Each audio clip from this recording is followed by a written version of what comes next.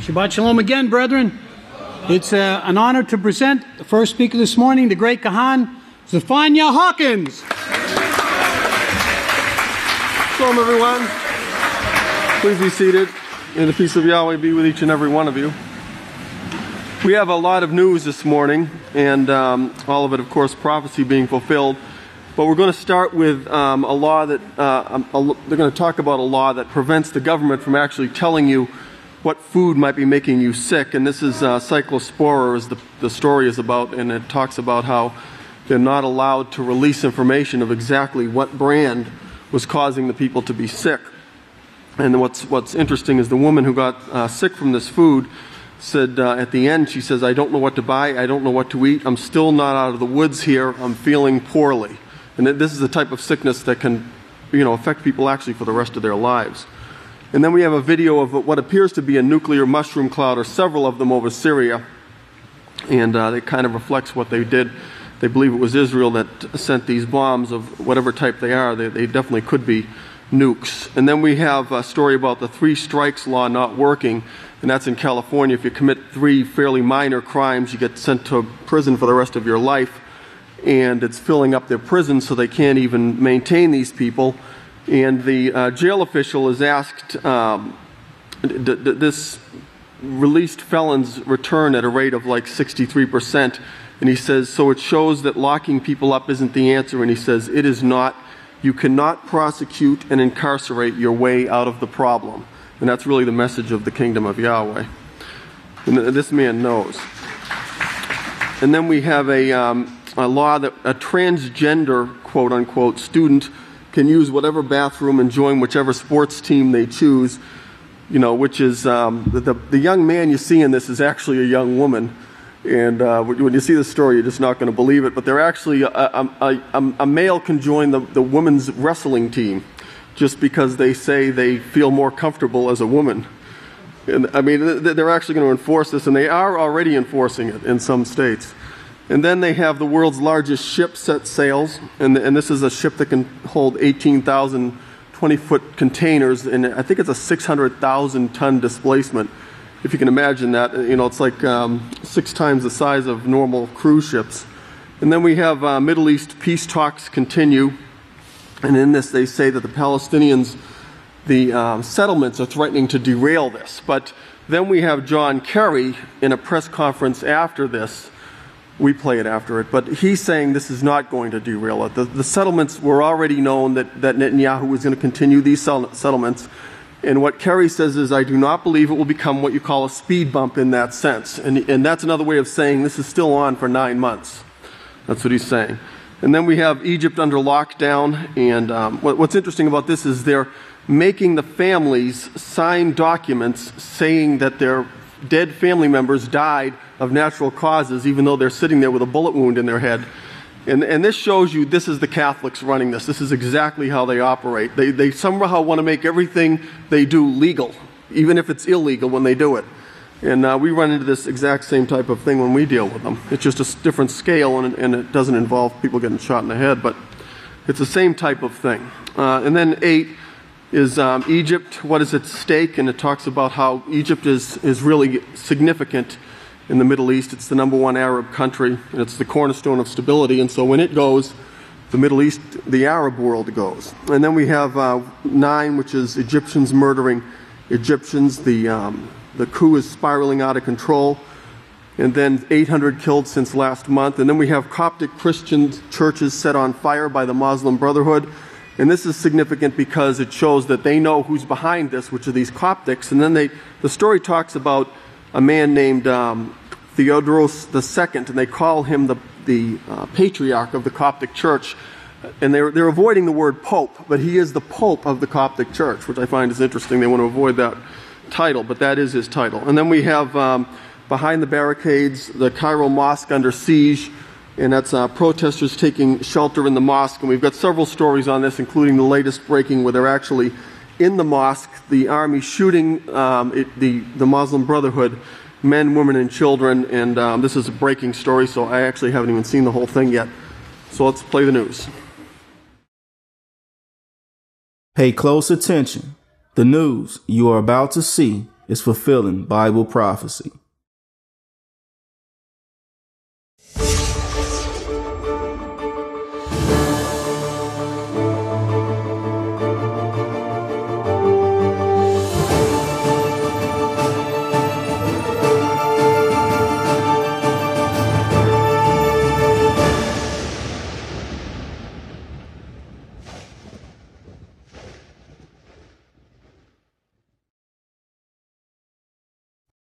Welcome to YPN News, bringing you the news that relates to Bible prophecy and foretold by Yisrayl Hawkins.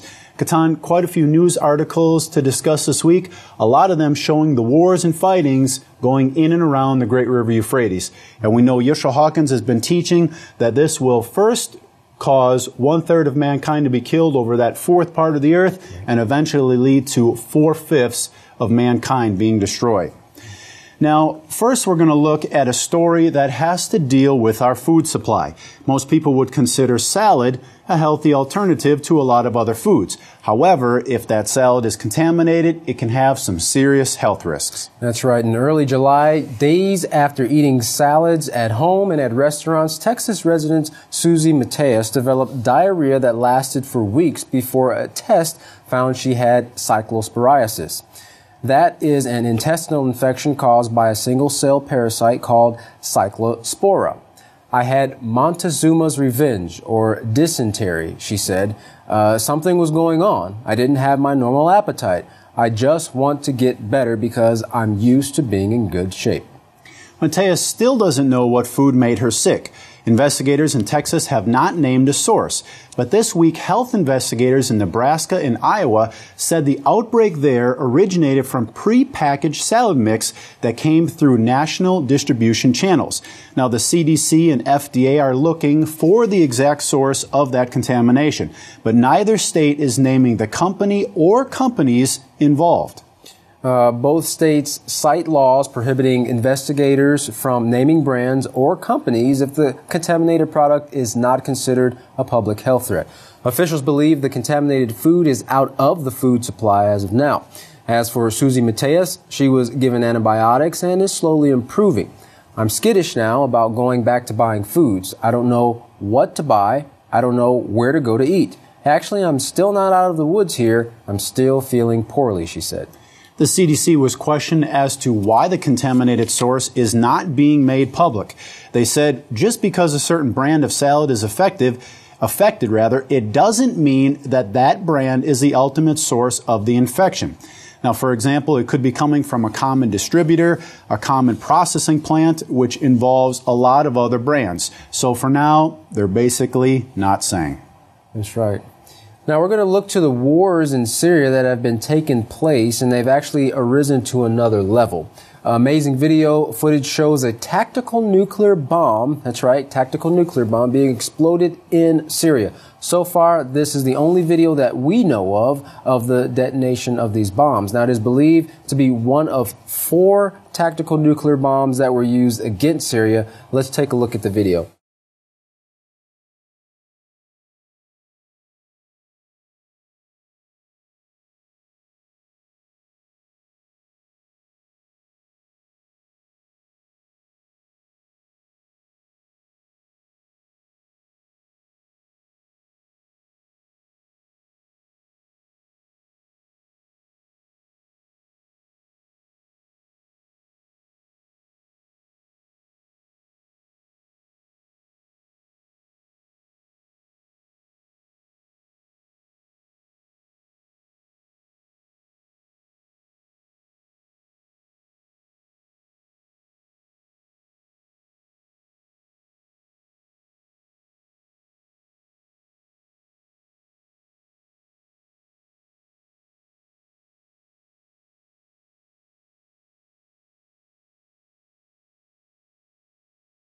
Oh, very destructive. Will ever feel cramped for space? In California, roughly 120,000 inmates are being crowded into state prisons designed to hold just 80,000. Prison gymnasiums are being used as dormitories. County jails are also at full capacity. Why so overcrowded? Well, all of this is part of the legacy of California's 3 strikes law passed in 1994. California tried to be a leader in the get tough on crime mentality, which in essence packed the prisons. San Francisco's chief jail keeper, Sheriff Ross Macarini, says this is true. And it's important that we continue to optimize our response to public safety, but the goal is rehabilitation. However, California's overcrowded prisons have had limited success at rehabilitation, and 63% of released inmates are back behind bars within just 3 years. Sheriff Macarini, in an interview with CBS News, was asked about this high recidivism rate. He said it's extremely high. In fact, I think it's failed in terms of the scorecard of how effective it's been. Sheriff Macarini went on to say that locking people up isn't the answer. San Francisco stresses drug treatment programs and other community-based diversion programs that keep nonviolent offenders out of jail. Well, that might work. Sheriff Macarini continued, other counties, even more conservative counties, and red and blue states, I think, are finally realizing that they cannot prosecute or incarcerate their way out of the problem. Listen, the war on drugs has now entered its 5th decade, 50 years. I think the jury is in and that the war on drugs has failed, he said. Now, California is starting to back away from harsh sentences for minor drug crimes. Last November, California voted to limit the 3 strikes law so that most nonviolent crimes will no longer bring a life sentence. That may work. Well, as goes California, so goes the world. Parents in California are asking a lot of questions about a new law that allows school children who identify themselves as transgender to use restrooms and join sports teams according to whichever gender they choose. The only thing the student has to do is say he or she is more comfortable as a member of the opposite sex. Well, 18-year-old Logan Henderson just graduated from Santa Monica High School. He was born female. He started taking male hormones and began living as a male when he entered high school. He described the confusion of not feeling comfortable using the boys' bathroom or the girls' bathroom. He said, I just never used the bathroom during school. Wasn't sure if I'd be safe, so I didn't do it.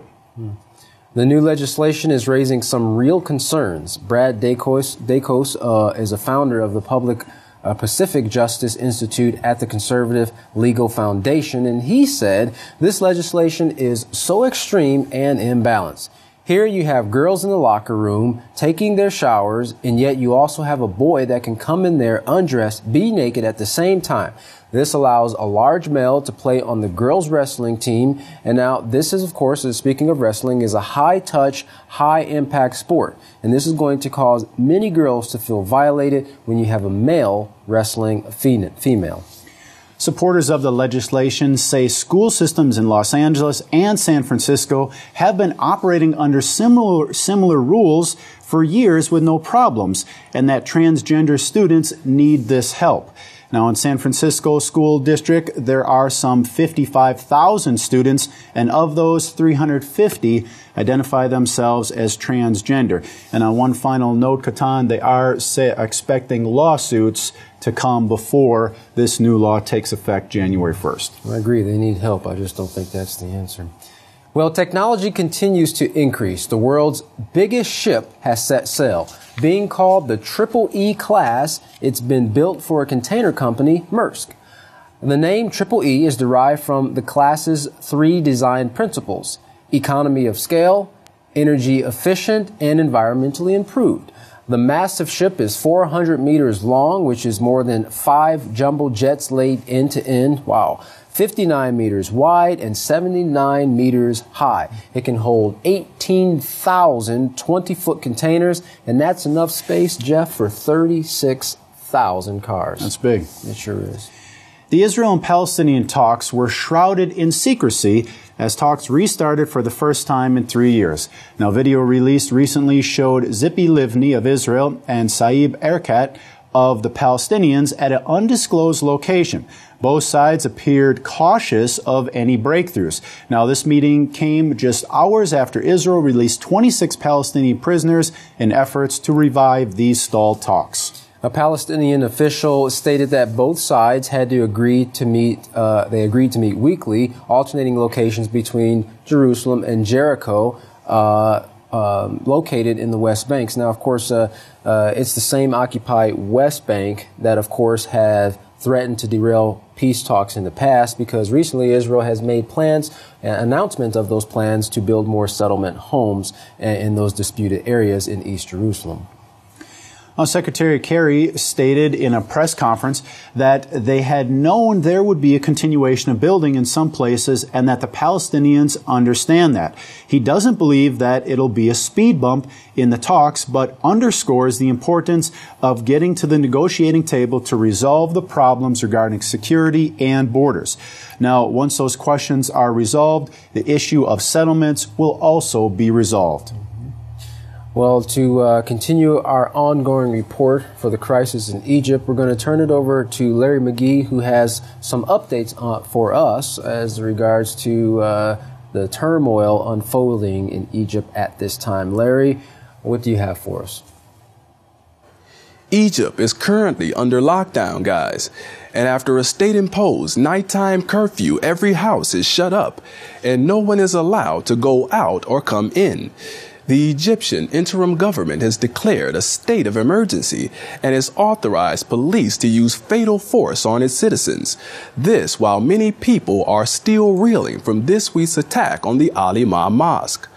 Heart-wrenching photos show the brutality of the crackdown by the army as rows of rotting corpses wrapped in ice to combat decomposition line the floor of the grief-stricken mosque. Relatives arrived in a steady stream to retrieve the dead, hoping for the closure of a proper burial, and for many that is where the nightmare worsened. Ahmed Badir came to Egypt from his home in the States to attend a family wedding. His brother took a break from the demonstrations he was participating in and came from Cairo to attend as well. It was the last time his family would see him alive. Ahmed conveyed emotionally after locating his brother's body at the mosque that he was too young to die, and adding insult to state-sanctioned murder. When Ahmed attempted to return his brother home, he was informed that he could do so only if he signed a death certificate identifying the cause of death as natural causes. This despite the gaping gunshot wound to his brother's neck. In all, Ahmed estimated that at least 261 people lay dead in the mosque, some women, some children, and some bodies burned to char. This evening, President Obama responded to the activities of the Egyptian generals by suspending the joint military exercises that the U.S. holds with the Egyptian army every 2 years. Still on the table, however, and not suspended, is over $1 billion in U.S. support paid to the Egyptian military. On vacation in Martha's Vineyard, President Obama gave this statement: "We deplore violence against civilians. We support universal rights to human dignity, including the right to peaceful protest. We oppose the pursuit of martial law, which denies those rights to citizens under the principle that security trumps individual freedom or that might makes right." And today, the United States extends its condolences to the families of those who were killed and those who were wounded. But what, if anything, did the United States do to prevent the tragedy? Analysts say behind the scenes, the government proposed 2 diplomatic options, and it sent Deputy Secretary of State Bill Burns to Cairo to attempt to deliver them, while asking Republican Senators John Kerry and Lindsey Graham to support them. One option proposed that the democratically elected President Morsi return to power for a short time, resign, and set in motion a political reconciliation. The second suggested that the Egyptian army find an alternative representative from the Muslim Brotherhood through whom they could seek a political compromise. When both those efforts failed, the report is that the U.S. still urged military restraint, but to no avail. The value of Egypt can hardly be understated. It is the most populous and influential Arab country. It is a cornerstone of stability in the region. It has a peace treaty with Israel. secures the Suez Canal and the Sinai, and it is also a key U.S. ally on issues such as Syria, Iran, and terrorism. So what transpires in Egypt matters to the U.S. In terms of options, the president could still suspend part or all of the $1 billion in U.S. aid furnished for the Egyptian military, and it could also initiate efforts to discourage foreign investment. Irregardless of the options, what is becoming clear, analysts say, is that the president's patience is beginning to wear thin, and he is reported to have stated recently that we cannot sustain a relationship with Egypt if these actions continue. Yet despite those words, there was more bloodshed this week as both sides dug in and the coup by the Egyptian military spiraled out of control. 2 days after the army and police disrupted their sit-ins, protesters from the Muslim Brotherhood were out in full numbers in what they called a day of anger, and they were met by police authorized to use lethal force. At least 64 people were executed, bringing the toll to 800 since last month when the army took action to remove Egypt's first democratically elected president. The recent trouble is reported to have began right after Friday prayers. As soon as the mosque emptied, the squares filled with protesters. The army attempted to block off some of the main roads, but demonstrators flooded in from every direction, and the stage was set for a confrontation. The Muslim Brotherhood promised large-scale protests in response to the army's brutal crackdown, and the army warned they would use deadly force to prevent them. The MB kept its word, and the army did as well. The violence became so intense at one point that 2 protesters jumped from a bridge to escape the mayhem. The crowds of demonstrators would push forward, then the rattle of army gunfire, followed by wave after wave of severely wounded protesters shuttled on motorcycles to the nearest emergency room. Distraught, protesters described the typical point of entry for most of the gunshot wounds: the head, the neck, and the chest.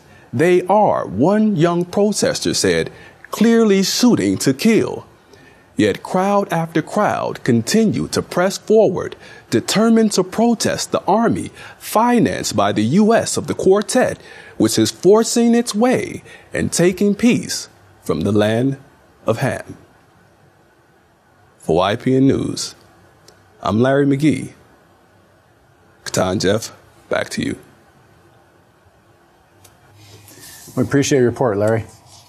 Well, images are coming out of Egypt of all sorts. One in particular is bringing back memories of Tiananmen Square when a man stood in front of several moving tanks in protest. Now, one such man did the same thing in a town of Ismailia, Egypt.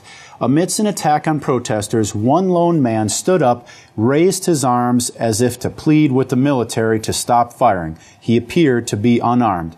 For 10 seconds, he stood there before a bullet pierced through his chest, and he went down. Now, his name is unknown, as well as the reason for his sacrifice.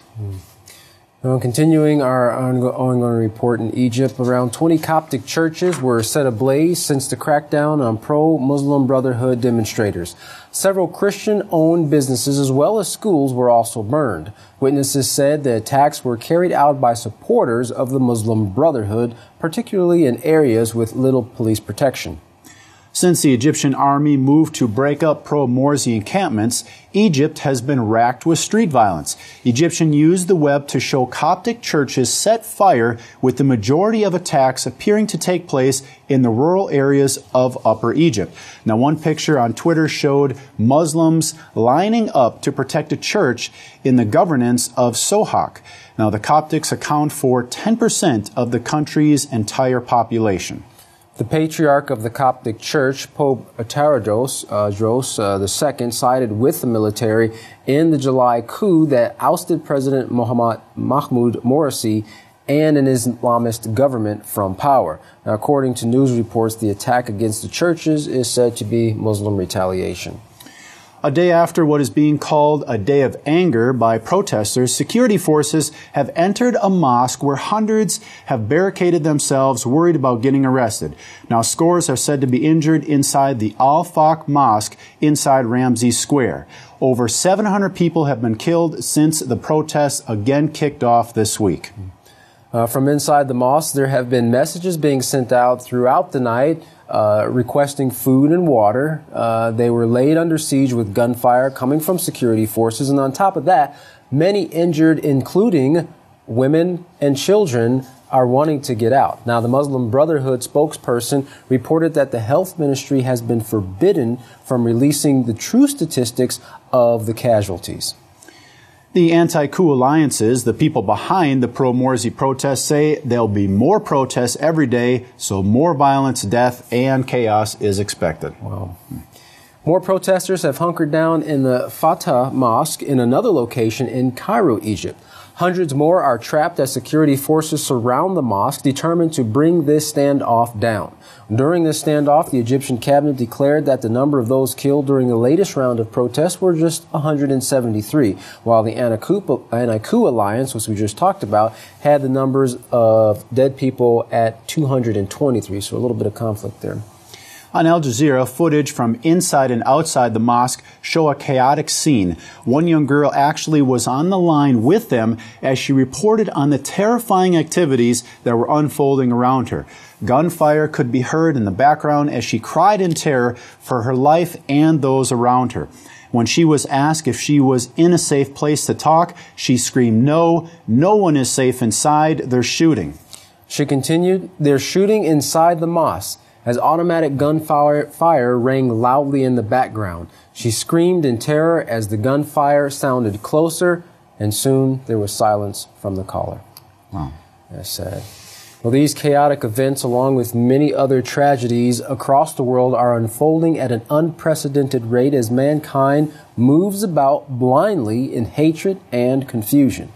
These horrific scenes are prophesied to get worse because mankind, according to Yisrayl Hawkins of the House of Yahweh, have rejected the laws of peace. There is still time to save yourself with the peaceful solution that will stop all wars, guaranteed.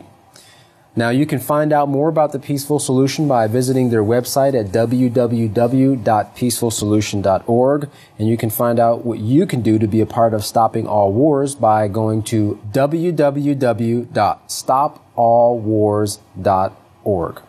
Also, don't forget to request your free monthly newsletter and Prophetic Word magazine. You can do so by calling or writing the House of Yahweh. You can write them at the House of Yahweh, P.O. Box 2498, Abilene, Texas 79604. You can call them at 1-800-613-9494. Visit them on either one of their websites, www.yahweh.com or www.yisraelhawkins.com. You can also email them at info@yahweh.com. And for any calls outside the United States, you can call the number that's up on your screen now. Well, folks, don't let the tragic scenes bring you down. Up next, Yisrayl Hawkins will lift you up with the great words of peace. For all of us here at YPN News, I'm Katan Alexander. And I'm Jeffrey Heimerman. Thank you for watching.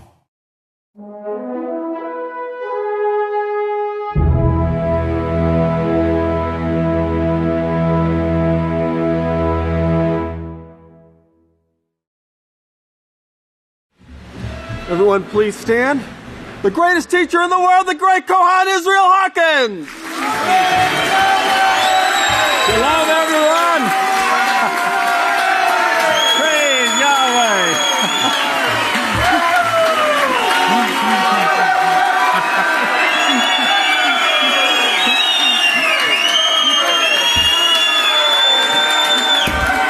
Okay, here we go.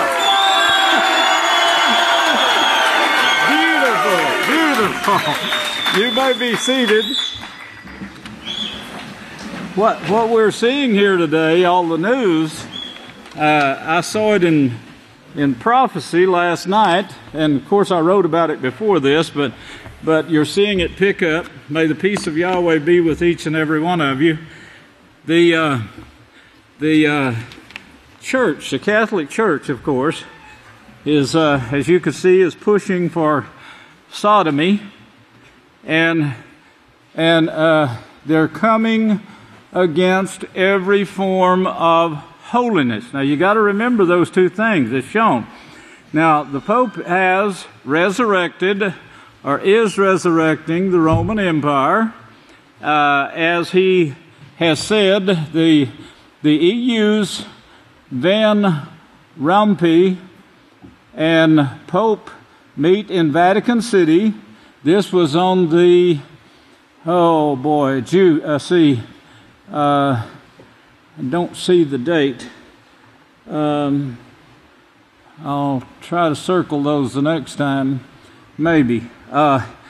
Anyway, they meet in Vatican City preparing for a Holy Roman Empire. Now, this was not too many weeks ago that I announced this, that he said the Roman Empire was needed to be resurrected because of the problems they were foreseeing. Now, I want to read you something in the same article here. He says, let's see, the Christian faith, peoples and states that was taking shape was defined as the permanent Holy Roman Empire. So they're shaping it into the permanent Holy Roman Empire. Now, this was Ratzinger that was speaking here. We can consider the rise of the Carolingian Empire on the one hand, and the continuation of the Roman Empire in Byzantium, and its mission to the Slavic people on the other, as the true and proper birth of the continent of Europe. He says, now get this, also, the two halves of the old Europe before the modern era had known essentially only one opponent.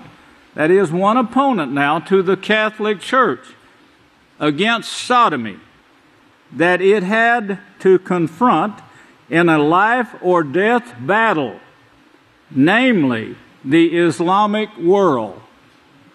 Well, the Islamics and the Muslims are the same. They're both against sodomy. And these are what the Pope is fighting right now. This is what the Catholic Church is fighting right now. Now, keep that in your mind, please. If you turned your television set on recently, you would probably see BBC airing kids' reality TV show on same-sex marriages. Now, they're teaching this in many, many forms today. They're teaching it to your children if you got your television on where they can see. I hate to show this, but at the same time, I've got to prepare our children for this so they won't be deceived and led into it. So they'll be able to say, no, you perverts, get away from me. The BBC will broadcast a reality-style children program on a gay couple preparing for their civil partnership ceremony. The show has been renamed for the edition and will be called Marrying Dad and Dad instead of Marrying Mom and Dad. You see how they're slowly sneaking it in, and they're getting your children acquainted with this so they can say, this is just A-OK. Monday's show aired on the CBBC channel, featured Mark and Paul, who were the first same-sex couple to adopt children on the island of Jersey. In January, a BBC report recommended children be introduced to homosexuality from an early age on television. They recommended it. Please listen closely to everything I'm saying here, because there's going to be a hard push. You remember when they kidnapped Abraham's brother? Do you remember that? And he went after them, Abraham went after him. He got an army, his own army, and went after him. He didn't fire any shots. Yahweh fought the battle for him. People who say Abraham killed somebody is lying. He did not. Yahweh's Malachim fought this thing, and he never fired a shot. They got sunk in a pit. They didn't know where to go. They got struck by lightning. They got bit by bees. They got stung by hornets. Everything. That takes place when you fight against Yahweh.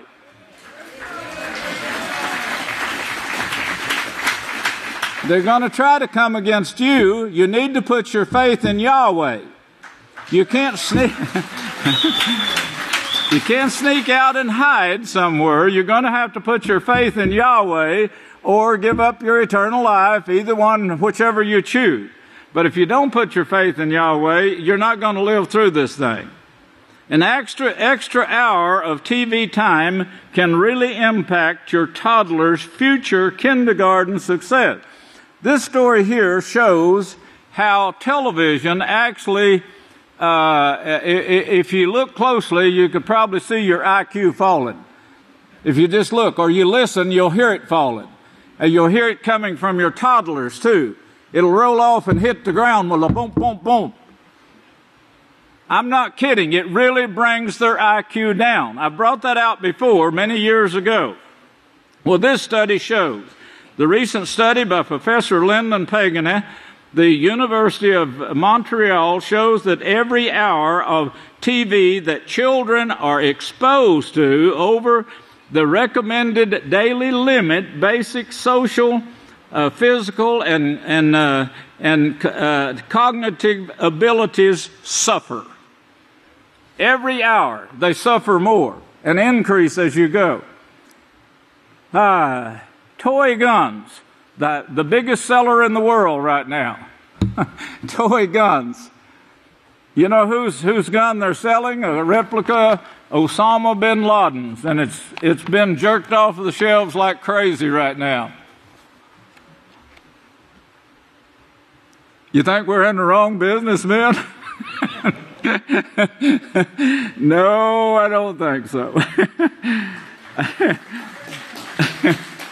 We're in the right business. Latest scientific research proves accurate. Latest scientific research proves accurate. The health laws in the Bible would stop all cancer. Yisrayl Hawkins says. It's somewhat of a mystery, but the newspapers are picking up on this. And, of course, they're putting this in some of the top places, I would say, for people who read and watch television. Biomedicine, that story right there was run. Like I say, it's a mystery how they, somewhat of a mystery how they got it. Biomedicines, and that's the top story. This one is streetinsider.com. Latest scientific research proves accurate. The health laws in the Bible would stop all cancer, Yisrayl Hawkins says. Liberty University. This is a large newspaper. It's a Christian video net. And their top story, number one on the list, latest scientific research proves accurate. Yeah. And they show you where to get the article. Now that's not all on that. That's not all. This one is the Bible Archives, which is there for anyone to get at any time. And it was number one, but now there's some listed in front of us. We're on page 2 of this Bible Archives. Latest scientific research proves accurate. The health laws in your Bible will stop all cancer. Pretty neat, huh? There's some of the big names and faces, if you can read them, that is running right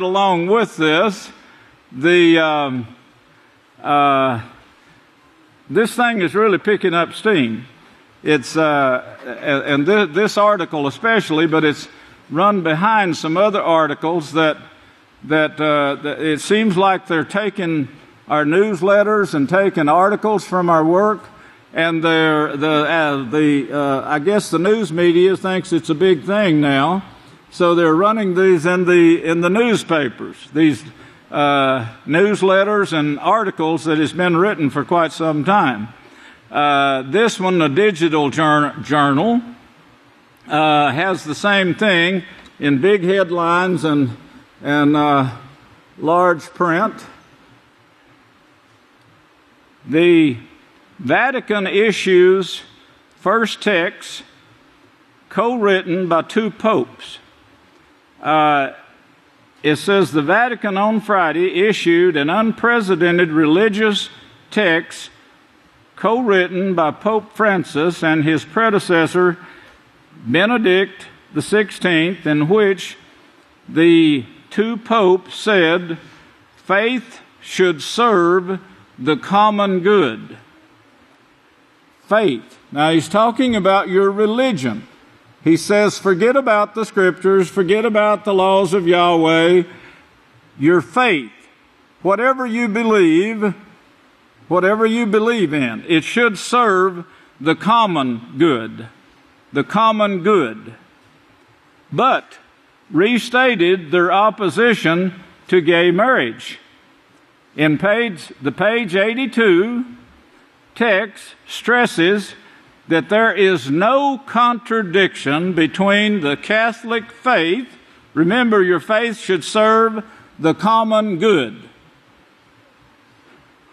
Remember, I told you that they called it organic and they called it original, and I said they was lying. These was deceptive words. They didn't call it original. They called it organic and something else. I said what they should do is go back to the original. But he says the common good, which means what they have evolved to from the beginning till now. And of course, Daniel and the other prophets show what they have evolved to and what is going to take place. And you got to remember now, Yahweh said this is given into their hands until a certain time period. So you're not going to see it stop anytime soon. Page 82 stresses that there is no contradiction between the Catholic faith and the modern world,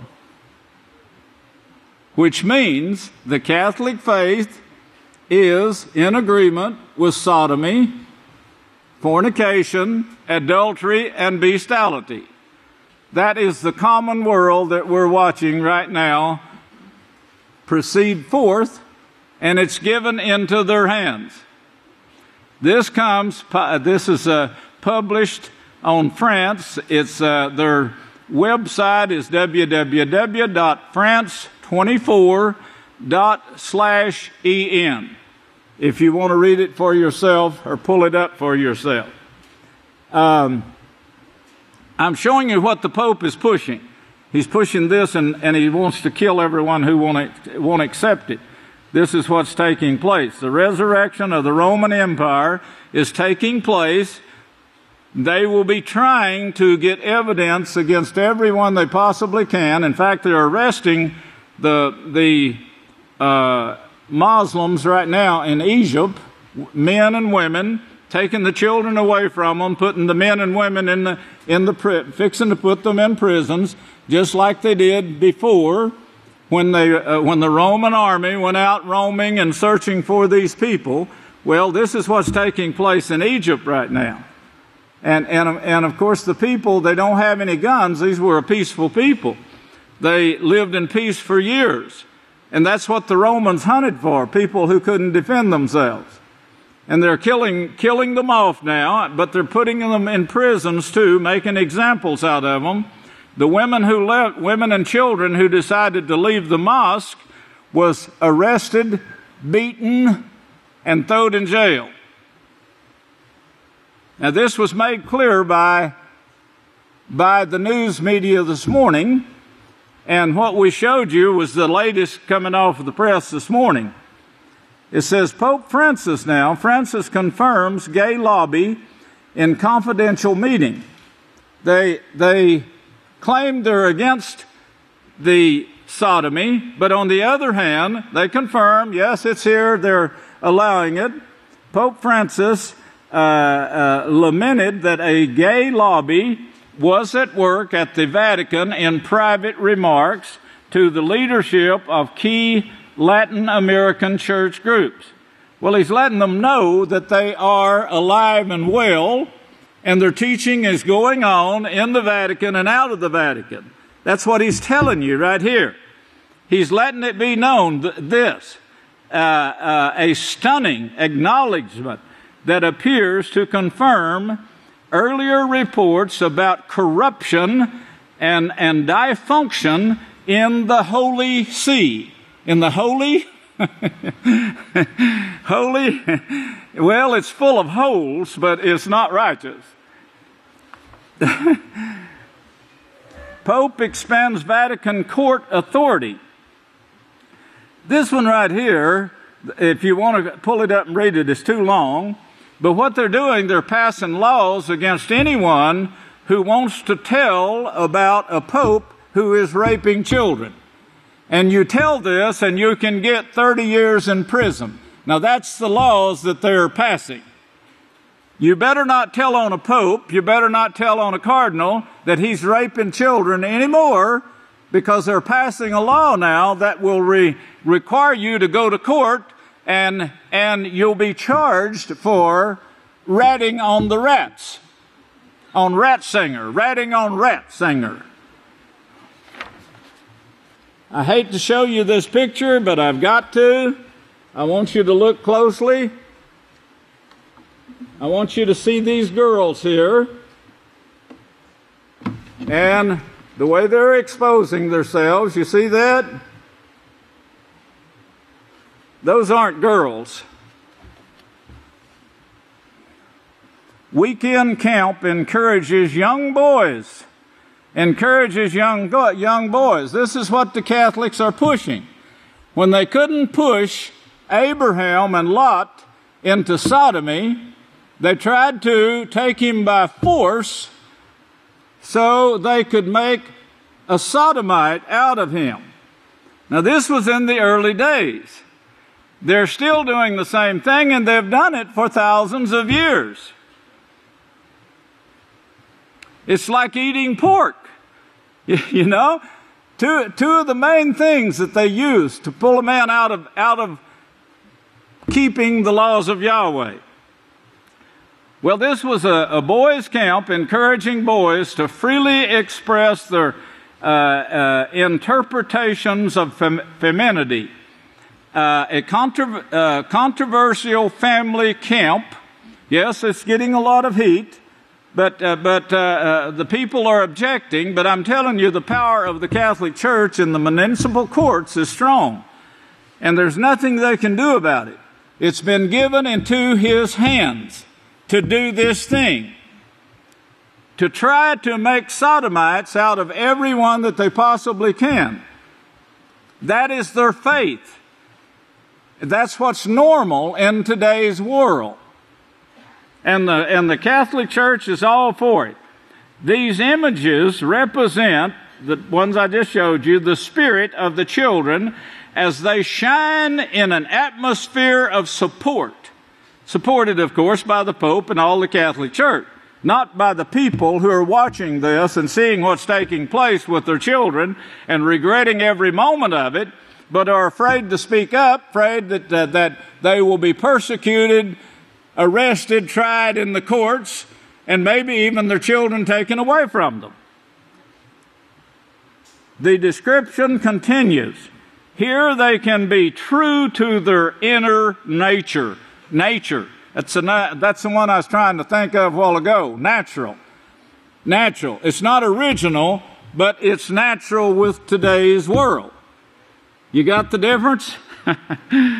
Inner nature without feeling the need to look over their shoulders.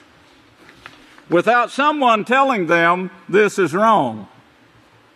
UN reports details, list, decades, climate change. Well, that's drought. You're going to see more of that.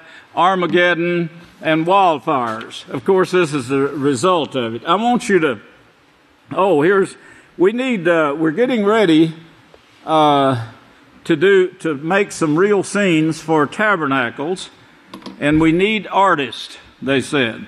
We need artists that know how to finger paint, how to mix paints. I think there's probably some that can instruct in this. We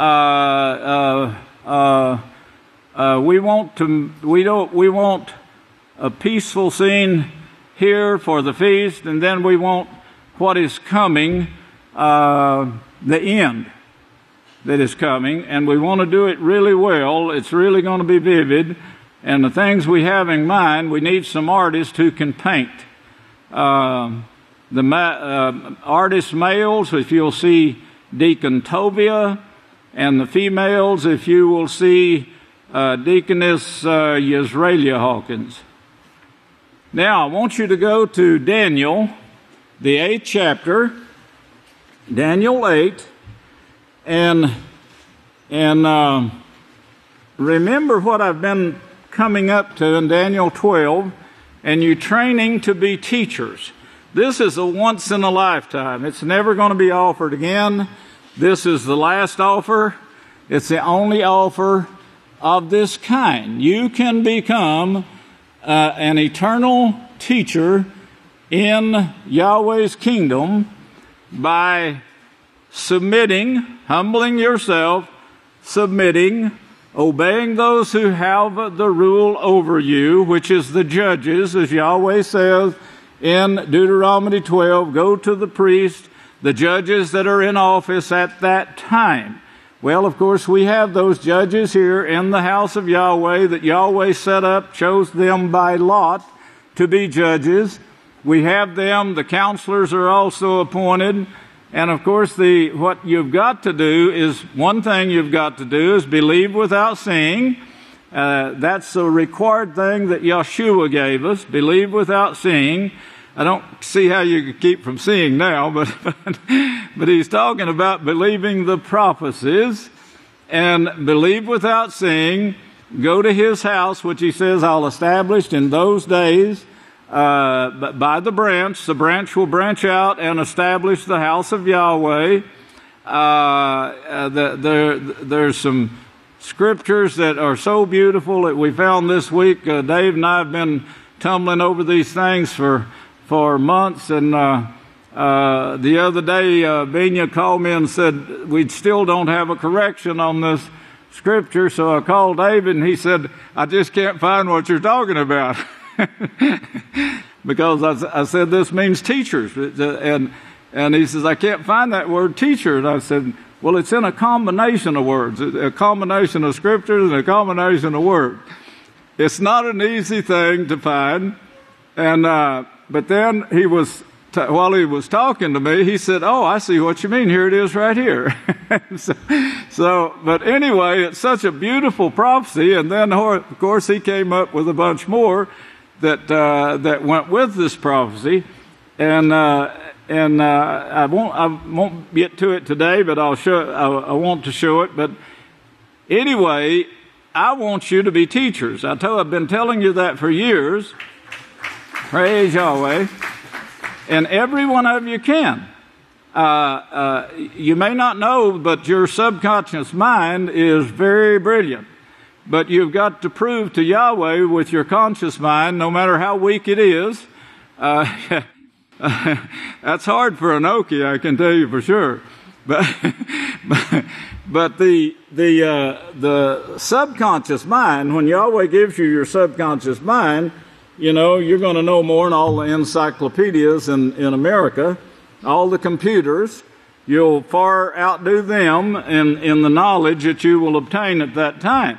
But what you've got to do with your conscious mind is make decisions. Use similitudes.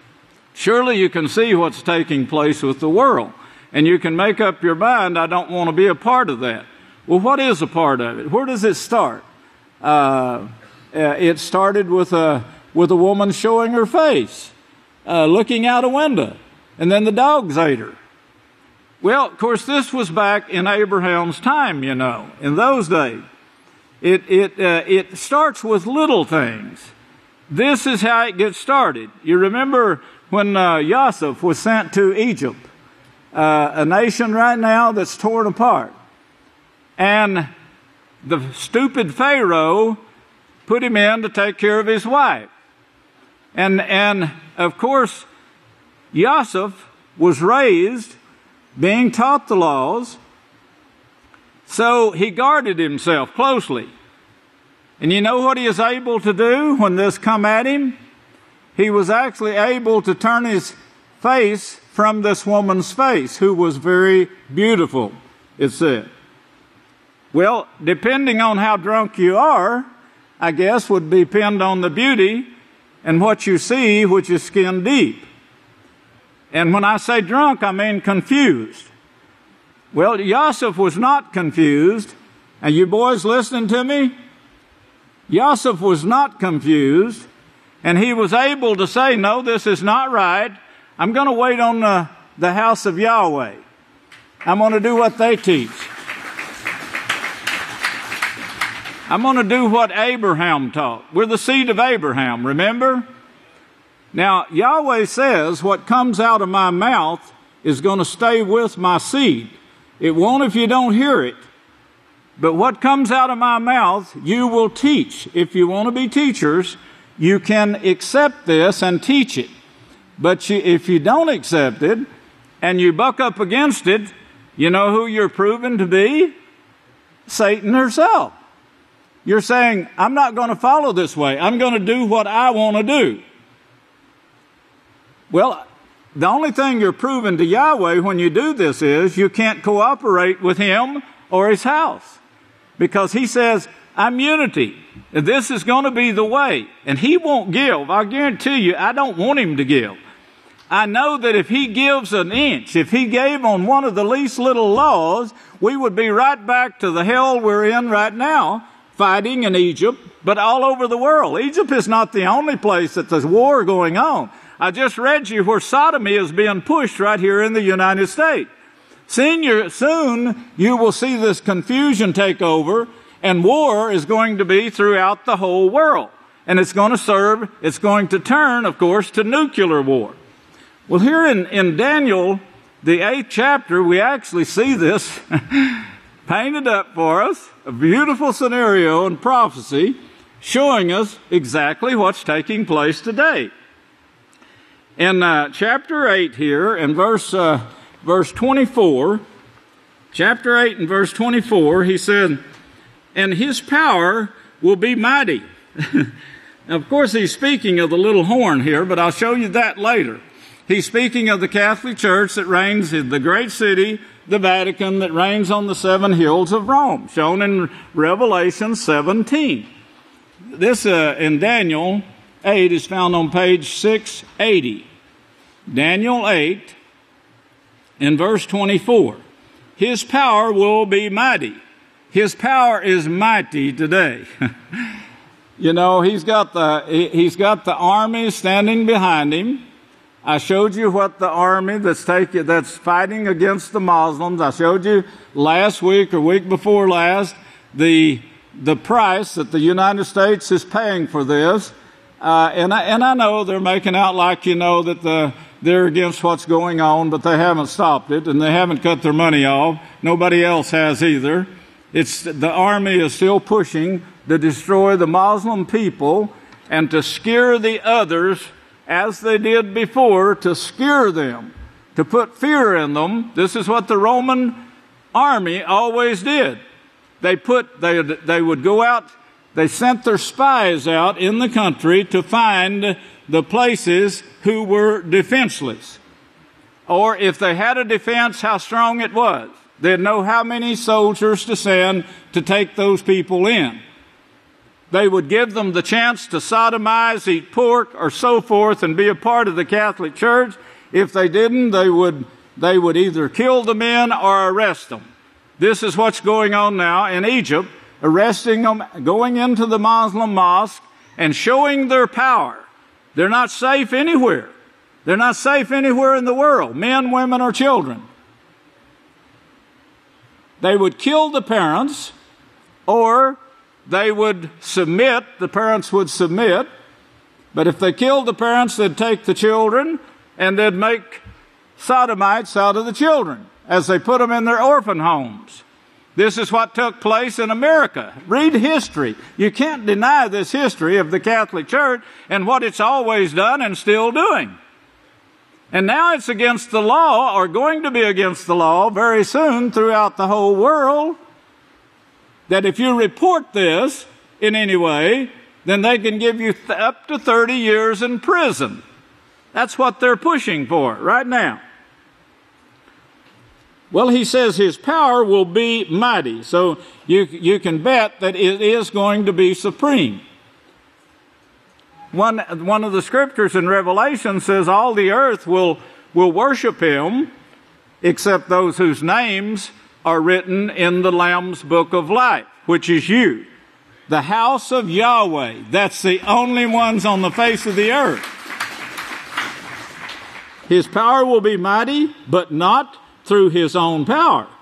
Not through his own power. Get that. This is not coming directly from the Catholic Church. He's got a higher power that actually has more power than people do. And he will destroy astonishingly, and he will succeed and practice and will destroy the mighty and the holy people. Well, I've told you before that word holy people, that it's not holy people. In fact, it's all forms of holiness. It means all forms of holiness. Look back to verse 23 now. He says, and in the last days. What did he say when this would be? Did you get it? Last days. Don't forget what he's showing you. That is going to be in the last days. Yeshua called it the last generation. You remember that? Matthew 24, verse 34. He said this, the last days. It means last generation. When Yahweh, and in the last days, remember, Yahweh said, I will establish my house. I will establish my house. Close up the books now, because you can't understand this. No one will be able to understand this until the last days. And I will establish my house. And Daniel said, lo and behold, I saw 2 witnesses preaching on that future day. The one sent to explain these prophecies of Daniel and to explain what is taking place on earth right now. Prophecy is being fulfilled right in front of your eyes every day. And in the last days of their kingdom, when the transgressors have reached their peak, their fullness. The transgressors, that is the Pope. That is the Catholic Church. He is teaching what the world is doing right now is A-OK. That's the faith they're living by. That's the faith of the Catholic Church. Sure it is. If it wasn't, they wouldn't be doing it. If he told them sodomy was wrong and really cracked down on it like the priests can or should or would, if they wanted to, then they would start stopping it. It would start changing. And the people would say, no, I won't do it because the Pope said it's wrong. But he's not going to do this. This is a teaching. It always has been. Remember Jeremiah 23:15? He says the whole world now is going to go to this.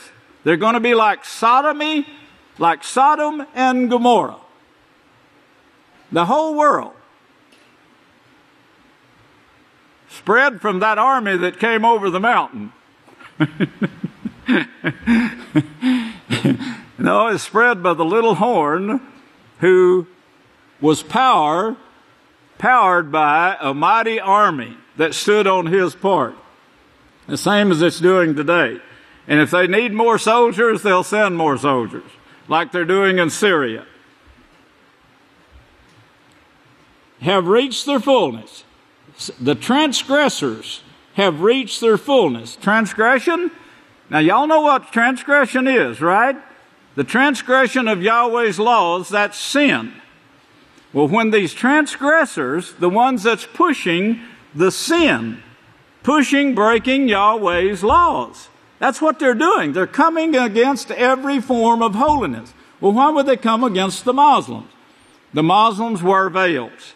The Muslims protect their women.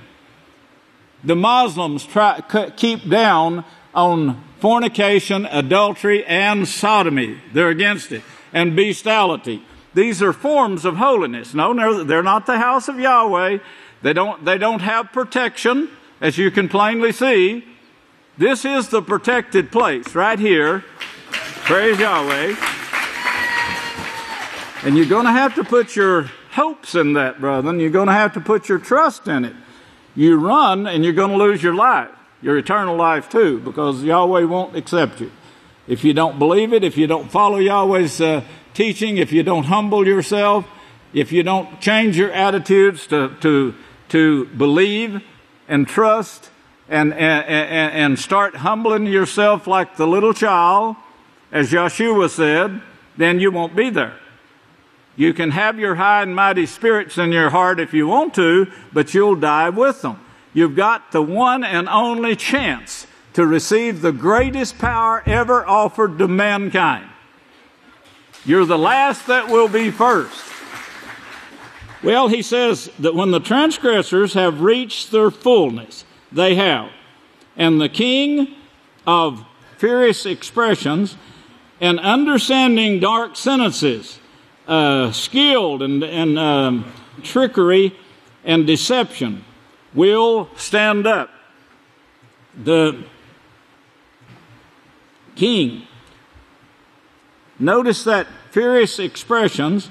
If you'll look over to, you got a little letter there in front of furious, it's C. The word in Strong's, it actually meaning force. He's skilled in force. Forcing people, of course this had been going on for thousands of years, forcing people to do what they want them to do. That's the way they built the Roman Empire. They stopped anyone from keeping the laws of Yahweh. That held back their empire that they was wanting to build. They wanted an army that was strong, that could enforce and keep people under force. But notice the next one now, the D. It's a side of expressions. That word meaning, is, according to Strong's Concordance, means immoral. That is sins, transgressions. So this king here, when the transgressors have reached their fullness, and this king, this pope, that's a power, means power or authority, has reached its force of immorals. That he's forcing, did you get that?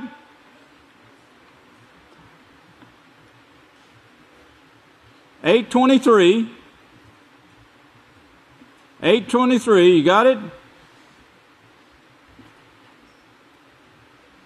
Furious expressions. That means force of immorals. Force of sin. Forcing people into sin. What they're trying to do right now in Egypt is force these people to stop wearing veils. I remember the hatred that came against the house of Yahweh in the courts here because our women wanted to start covering their faces like the holy women of old did.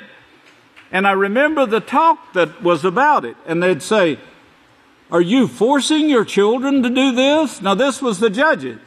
"Are you trying to force your children to wear that thing over their face?" And I remember one of the mothers answering in court and said, "It's a matter of choice." And he asked it again. And she said, "It's a matter of choice." And finally he went on to something else. But these are some of the things that they force. They want to force and they've passed laws. In fact, in France, I believe it is right now, they got a law against anyone wearing a veil. Why would they want to do this? Why is the world coming against a veil so much? Why do they hate it so much?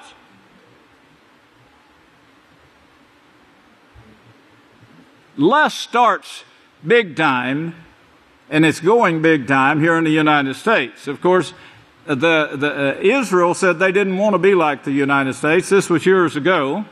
They said they didn't want to be like the United States because of the fact that the women were all diseased and they're eat up with cancer. Their children are dying with cancer at a young age, and they didn't want that to come to Israel. But it has come to Israel, except in the Muslim world. The Muslims are still protecting their people and still following the laws that Abraham and Sarah followed. The others are following Jezebel. Jezebel, yes, that's her name. That's one of the names of Satan. And, of course, that was one that was given to a queen in the Scriptures also. But the side notes there, if you get those two, the transgressors, that's the one that's pushing sin, the transgressors, he's forcing immoral practices to take place. Now, that's his job. That's his job right now. That's the Pope's job. Well, let's go over, keep that in mind right there, and turn over to Thessalonians now. 2 Thessalonians. 2 Thessalonians, found on page 931. 2 Thessalonians. Now remember what you read there about the transgressors and this furious king that is pushing the immoral practices that we see in the world today, mainly sodomy, but other things too. They want all of this stuff to be legalized, and it's slowly being pushed to that effect. Yes, we have bestiality going on. We have beast, what do you call them? Whorehouses, beast houses, where you go and pay for this kind of thing.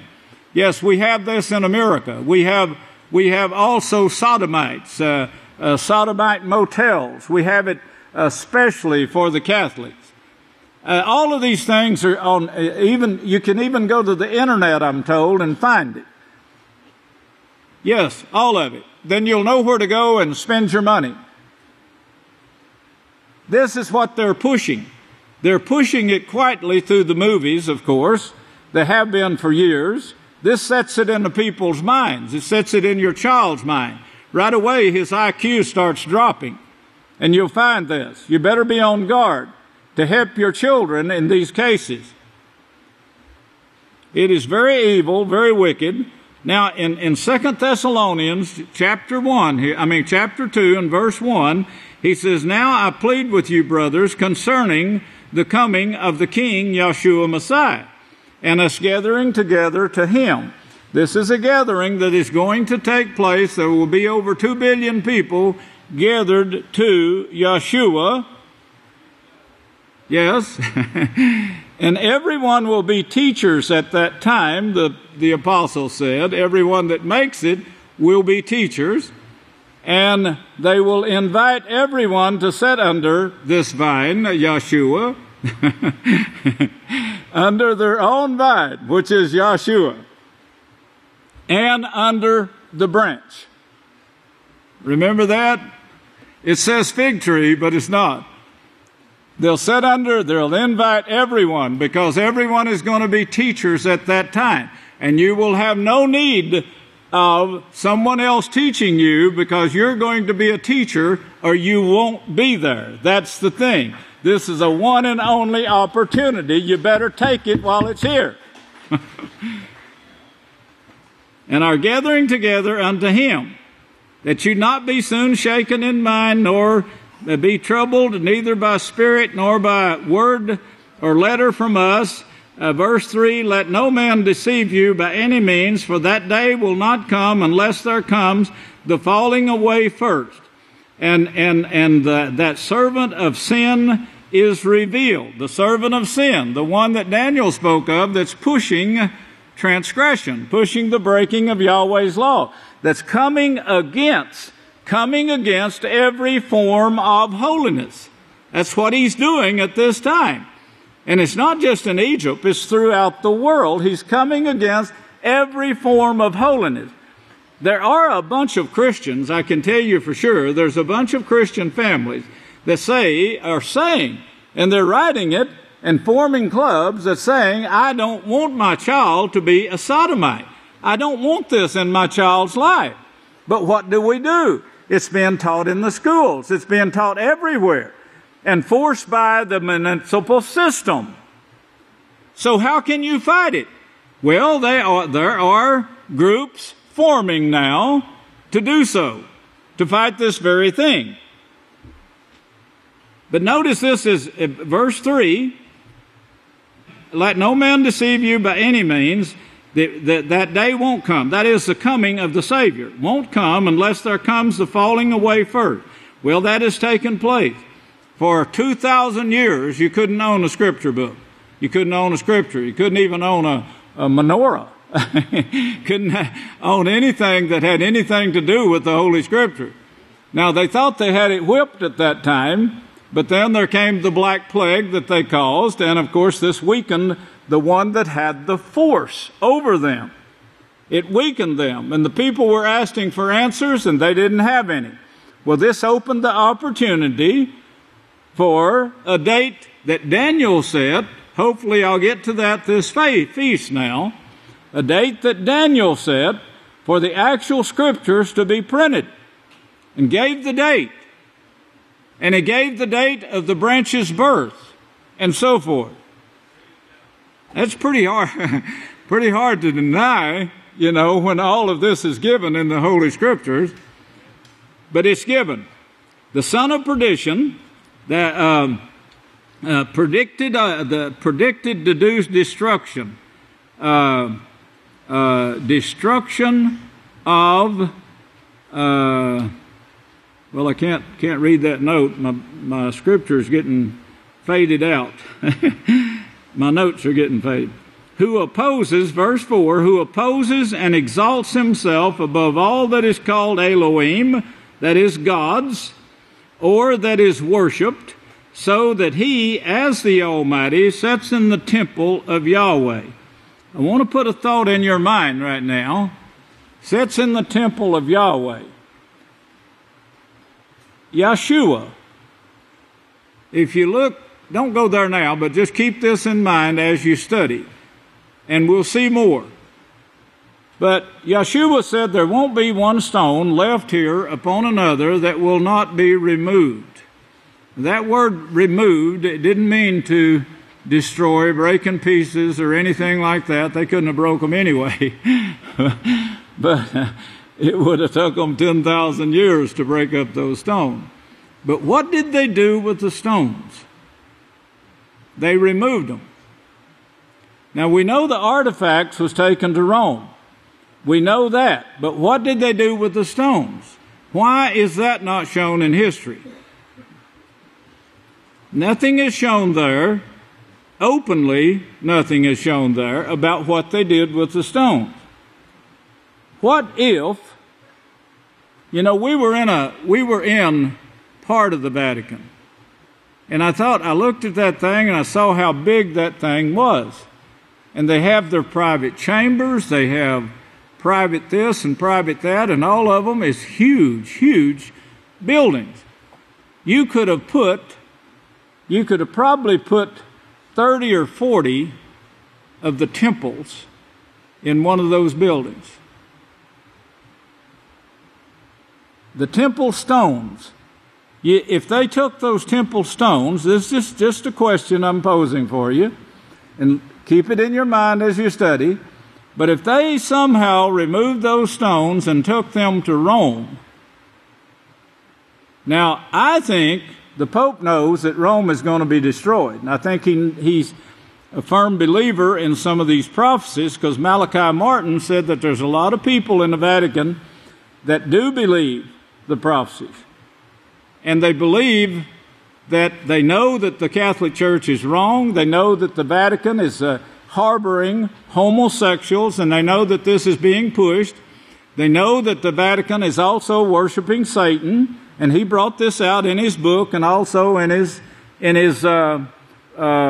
interviews. But what if they took the stones of that temple, they had armies, millions of soldiers. They could have done this easily, removed the stones, and also taken them to Rome. Now, if this is true, I'm not saying it is, but there is some evidence taking place that might indicate that. And if this is true, and they know that Rome is going to be hit by nuclear war, they know this from prophecy. I do. I've preached it to them. I've showed them the prophecies. And I think they believe it. I think Malachi Martin believed it.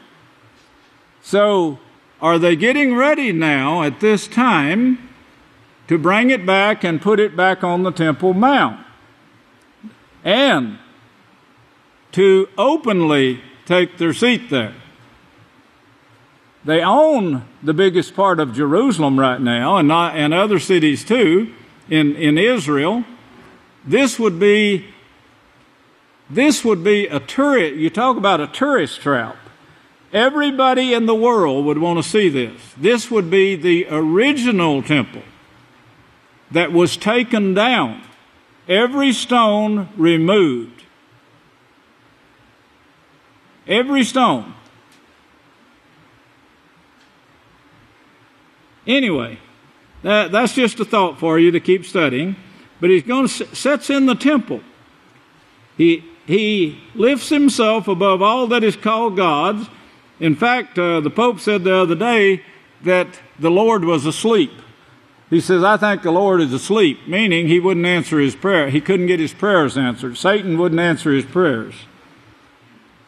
So he's lifted himself above all that is called God's, sits in the temple of Yahweh. What if he's sitting in it now? It could be. In fact, it could be in any one of those huge buildings that we saw. We saw buildings there that you could have set the 44 in about 100 times. Maybe not that many. But I'm talking about this land here. You could have set it inside some of those buildings. It wouldn't have been a hard thing for armies such as they had.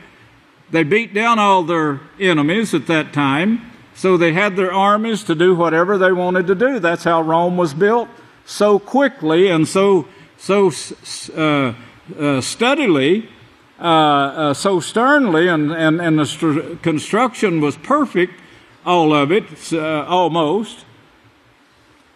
And the buildings we went into, you know, the buildings that we saw, even their small buildings, was half the size of this sanctuary right here, the very smallest rooms that we saw.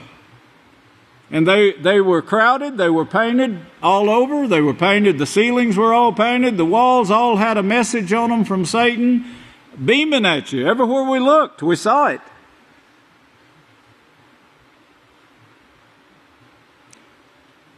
Anyway, he says, he sits in the temple of Yahweh, showing himself that he is the Almighty One, thinking that when he dies, he's going to have even more power than what he has now. And of course, Yechezkel 28, Daniel 11, both show this. He says, do you not remember that when I was still with you, I told you these things? And now you know what is retaining him. So he was held back to a certain time. This coincides with Revelation 7. He was held back. He's been restrained so that he may be revealed in his time. Well, Daniel gave the time that he would be revealed. The books were closed. No one could understand it until this time period when Yahweh would establish his house, and then the branch would reveal from Yahweh the meanings of these scriptures and the prophecies. He'd be revealed in his time, this set time that Daniel shows. Now, the mystery of iniquity is already working. Yes, is fully at work at that time. It was the popes, the originally pharaohs, and now I don't know if you noticed, but they openly, after we brought this out now, that the Catholics and the Coptics were the same, this week there's an article came out admitting that they are the same. The Catholics, the Coptics are the Catholic religion. Now, this was a religion that was brought from Egypt. The pharaohs were the dead gods. And of course, when a pharaoh died, he was put in a huge tomb, and you worshiped that pharaoh. They brought that same worship to Israel. And Samuel said, you're going to have to put away all these gods if you want Yahweh to work with you, because He won't work with you if you have one God. Just one God. Or if you make yourself like God. You make yourself in the image of Yahweh, you'll do what He says. Yes. If you show your face and don't wear a veil at the proper times like the holy women of old, you put on the face of Satan herself. Yes, she showed that. Jezebel painted her face, walked to the window, showed it, and was eaten by dogs. That's how serious Yahweh shows you it is. Disobeying a priest of Yahweh, when He sends you out and you disobey, that's His witchcraft. These laws are serious. You need to take them serious. You will never have another opportunity to do so. This is the last offer that's will ever be given to mankind for this position you're going to hold. It requires complete submission and completeness in following these laws to the very best of your ability. Now, the mystery of iniquity is already working, but the one restraining him will continue to restrain him until he is revealed. He'll appear in the mist. Well, that mist, of course, is this time period that Daniel showed, that the middle of this 7-year period. And then in that generation, he will be revealed.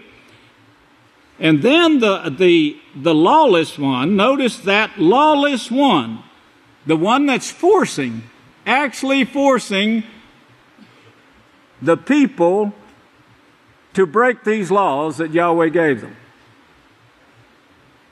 Then that lawless one will be revealed at that time. Well, that's what we're doing right now. We're revealing the lawless one. He's not pushing the laws of Yahweh, brethren. No Christian church is pushing the laws of Yahweh. The Muslims, they have a form of holiness, but they're not the house of Yahweh. They have many laws that they're following. They won't eat pork. We have talked to many of them. They teach against pork. They follow the laws. They don't follow the Sabbath, that's the only way you can get to Yahweh is keep your appointment with Him. He won't come out to you. You got to keep His appointment at His house. And for all you Muslims that are wanting to come here, that are hearing me now on television, you better prepare yourself to come to the house of Yahweh. Yahweh won't come to you. He's not going to build another house. He's not going to build another mosque. He hasn't built any mosque. These were things that just pulled you away from Yahweh to begin with. You have to come to Him. Keep appointments with Him. And the Sabbath is the 7th day that He rested upon. Praise Yahweh. And then that lawless one, notice the lawless one. That's what the Catholic Church pushes. They don't keep the commandments. They don't even pretend to keep the commandments. They did away with the commandments and the feast day. All of these appointments with Yahweh, they did away with. And they fought against the name Yahweh and Yahshua, changed it in the Holy Scriptures. This all came from the Catholic popes. But at this time, in that time period, He will be revealed, whom Yahshua will remove. He's not going to be removed until Yahshua gives the word to us to remove Him. Removed with the breath of His mouth. Notice He gives the word. But we're the ones that's going to take Him out of office. We're the ones that's going to stop His work. Yes. And we will have the power to do so. And make Him powerless with the appearance of Yahshua's coming, whose coming is in accordance to the energy of Satan, and this is the energy that the power where the Pope is getting his power right here, and this shows you the energy that she gives to this, the authority that she gives to this Catholic Church, who works with all power, with the power of the army now, remember, as Daniel shows, power of the army, and with signs and lying wonders, and with all deceivableness of sin, breaking the laws of Yahweh, deceiving the people into thinking that they can have eternal life, be saved, go to heaven, all of these things they're preaching, which is all deceiving. It's not true. It's not found in the Holy Scriptures, which are the writings of Yahweh that show you how you can receive eternal life, how you can be righteous, not unrighteous. It shows you how you can be righteous and enter in the gates into the kingdom. And with all deceivableness of sin, who are perishing because they did not receive the love of the truth, that they might be saved. And for this reason, Yahweh will send them strong delusions that they would believe the deception, in order that all those who may be judged, notice they're being judged now, who not having believed what the one sent has spoken, who have not believed what the one sent has spoken. Did you get that? If you don't believe and work with the one sent, as Yeshua said, this is the work of Yahweh, that you believe into the one sent. Abraham is not doing this work here in this time period. Abraham is dead. His work, this last work, is assigned to us in these last days. His established house. This is his work, and we are going to receive the power first. There won't be any others receive it. That's it. That's why you have a special opportunity, brother, in order that all those who may be judged. Notice all this is taking place so you can be judged. So Yahweh can know that you are one that will stand strong for Him, not against Him. That you won't go against me, because if you go against me, you go against Yeshua and you go against Yahweh. Praise Yahweh. In order that all those may be judged who, not having believed the truth, but as having delighted in sin. Of course, sin is the breaking of Yahweh's laws. Look at verse 15 of that same chapter. Therefore, brothers, stand firm, hold fast the traditions which we have been taught, which you have been taught, whether through our preaching or by letter. This, what we're seeing right now in the world, we'll take up here next Sabbath, and we continue on. We couldn't show you all the news that is taking place in the world, but more of it will come next week, Yahweh willing, and we'll take up on this same subject next week. But what is taking place right now is prophecy. It's being fulfilled right in front of your eyes. And the great push to turn the world totally to sin, to get rid of all forms of righteousness, all forms of righteous teaching. That's what they would like to destroy the house of Yahweh, but Yahweh says they can't. The gates of hell will not prevail this time. Put your trust there, brother. Put your trust in Yahweh. May Yahweh bless you, and I'll turn the services back to the next speaker. I love you.